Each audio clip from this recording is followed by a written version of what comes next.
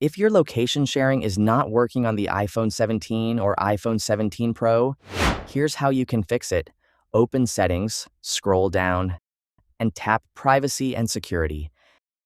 Then tap Location Services and make sure Location Services is turned on. Now tap Share My Location and turn on Share My Location.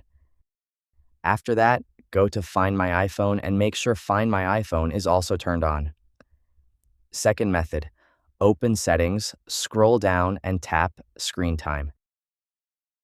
Scroll down again and tap Content and Privacy Restrictions. Scroll to the bottom and tap Allow Changes.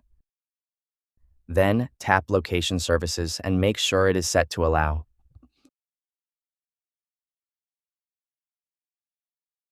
Third method, open the Find My app.